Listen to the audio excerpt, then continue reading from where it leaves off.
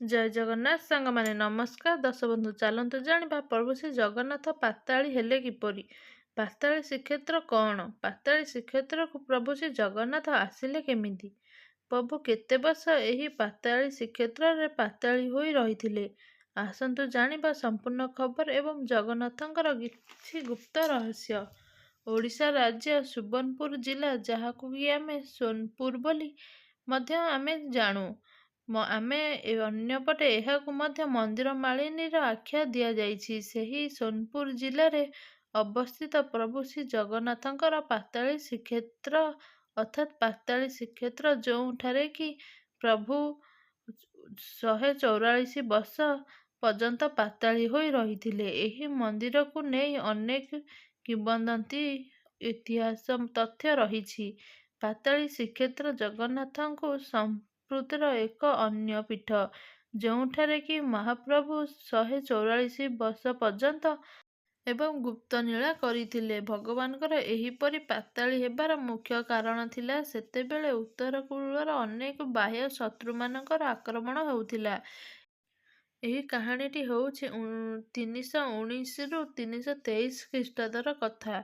ଏହି ସମୟରେ କାଗଜ ବଂଶର ରାଜା ଆକବର ସେନାପତି ରକ୍ତବାହୁ, ଯେ କି ଅନ୍ୟ ସମ୍ପତ୍ତି ଲୋଭରେ ଶ୍ରୀକ୍ଷେତ୍ରକୁ ଲୁଟିବା ପାଇଁ ସମୁଦ୍ର ମାର୍ଗରେ ଆକ୍ରମଣ କରିଥିଲା। ସେ କୌଣସି ଦୂତଙ୍କଠାରୁ ଖବର ପାଇଥିଲା ଯେ ଶ୍ରୀକ୍ଷେତ୍ର ମନ୍ଦିର ରତ୍ନଭଣ୍ଡାରରେ ଅନେକ ସୁନା ରୂପା ଗହଣା ଗଚ୍ଛିତ ହୋଇ ଅଛି।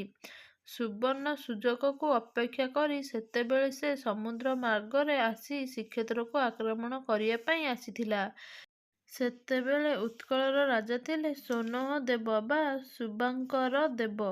ରକ୍ତବାହୁର ଆକ୍ରମଣ ସମୟରେ ପ୍ରଭୁଙ୍କର ବିଗ୍ରହମାନଙ୍କୁ ସେବକ ଓ ସେନାମାନଙ୍କ ସାହାଯ୍ୟରେ ମହାନଦୀ ମାର୍ଗରେ ସେମାନେ ଡଙ୍ଗାରେ ପ୍ରଭୁ ଜଗନ୍ନାଥ, ବଳଭଦ୍ର ଓ ଦେବୀ ସୁଭଦ୍ରାଙ୍କୁ ଡଙ୍ଗା ମଧ୍ୟରେ ମହାନଦୀ ବାଟ ଦେଇ ସୋନପୁର ଆଣିଥିଲେ। ସେତେବେଳେ ସେମାନେ ମହାନଦୀ ବାଟ ଦେଇ ଘଞ୍ଚ ଜଙ୍ଗଲ ରାସ୍ତା ଦେଇ ସୋନପୁରକୁ ଆସିଥିଲେ ଓ ପ୍ରଥମେ ସେମାନେ ଗୋଟିଏ ଖୋଲା ସ୍ଥାନରେ ଓ ଖୋଲା ମଣ୍ଡପରେ ପ୍ରଭୁଙ୍କୁ ଆଶ୍ରୟ ଦେଇ ରଖିଥିଲେ। ସେହି ଖୋଲା ସ୍ଥାନର ନାମ ହେଉଛି ସୁଧାଳି ମଣ୍ଡପ, ଯେଉଁ ଜାଗାରେ କି ମହାପ୍ରଭୁ ରହିଥିଲେ 44 ବର୍ଷ ପର୍ଯ୍ୟନ୍ତ। ଏମିତି ଅନେକ ବର୍ଷ ପରେ ପୁଣି ଥରେ ସେ କାମଜ ବଂଶର ସେନାପତିମାନେ ଆକ୍ରମଣ କରିବାର ଆଶଙ୍କା ଉତ୍କଳର ରାଜା ସୋନହଦେବ ଅର୍ଥାତ୍ ଶୁଭାଙ୍କର ପାଇଲେ। ପୁଣି ଥରେ ପ୍ରଭୁଙ୍କୁ ତ୍ରିକୁଟ ପାହାଡ଼ର ଟେକି ସମଲେଇଠାରେ 99 ବର୍ଷ ପର୍ଯ୍ୟନ୍ତ ପୁଣି ଥରେ ପାତାଳି କରି ରଖାଯାଇଥିଲା। ସର୍ବମୋଟ ପ୍ରଭୁଙ୍କୁ 144 ବର୍ଷ ପର୍ଯ୍ୟନ୍ତ ପାତାଳି କରି ରଖାଯାଇଥିଲା ଏବଂ ପାତାଳି କରି ପ୍ରଭୁ ମଧ୍ୟ ଗୁପ୍ତ ଭାବରେ ପୂଜା ପାଉଥିଲେ। ଏହି ପାତାଳି ଶ୍ରୀକ୍ଷେତ୍ରରେ ରହିଛି ମାଧବ ଗୁମ୍ଫା, ଧୋନି ଗୁମ୍ଫା, ରାଣୀ ଗୁମ୍ଫା, ଜଗନ୍ନାଥ ଗୁମ୍ଫା, ଏମିତି 128ଟି ଗୁମ୍ଫା ପାତାଳି ଶ୍ରୀକ୍ଷେତ୍ରରେ ରହିଛି।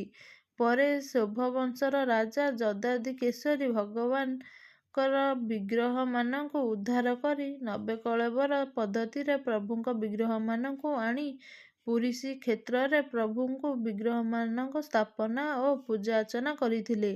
ସେହିଦିନଠାରୁ ନବେକଳେବରର ଆରମ୍ଭ ହୋଇଛି ବୋଲି କୁହାଯାଉଛି ତଥା ମୋଗଲ ପ୍ରଜାତିରେ ଉଲ୍ଲେଖ ହୋଇଛି। ଏହିପରି ଭାବରେ 144 ବର୍ଷ ପର୍ଯ୍ୟନ୍ତ ପ୍ରଭୁ ଶ୍ରୀ ଜଗନ୍ନାଥ ପାତାଳି ହୋଇ ଶ୍ରୀକ୍ଷେତ୍ର ଅର୍ଥାତ୍ ସୋନପୁର ଜିଲ୍ଲାରେ 144 ବର୍ଷ ପର୍ଯ୍ୟନ୍ତ ଗୁପ୍ତ ଭାବରେ ପୂଜା ପାଉଥିଲେ। ଏ ଥିଲା ପ୍ରଭୁ ଶ୍ରୀ ଜଗନ୍ନାଥଙ୍କର ପାତାଳି ହେବାର କାହାଣୀ। କାହାଣୀଟି ଆପଣମାନଙ୍କୁ ଯଦି ଭଲ ଲାଗିଲା, ନିହାତି କମେଣ୍ଟ କରନ୍ତୁ, ଲାଇକ୍ କରନ୍ତୁ, ସେୟାର କରନ୍ତୁ। ଚ୍ୟାନେଲରେ ନୂଆ ଥିଲେ ଚ୍ୟାନେଲକୁ ସବସ୍କ୍ରାଇବ୍ କରନ୍ତୁ। କମେଣ୍ଟ ବକ୍ସ ମାଧ୍ୟମରେ ନିହାତି ଜୟ ଜଗନ୍ନାଥ ଲେଖିବା ପାଇଁ ଭୁଲିବେନି। ରହୁଛି, ନମସ୍କାର, ଜୟ ଜଗନ୍ନାଥ।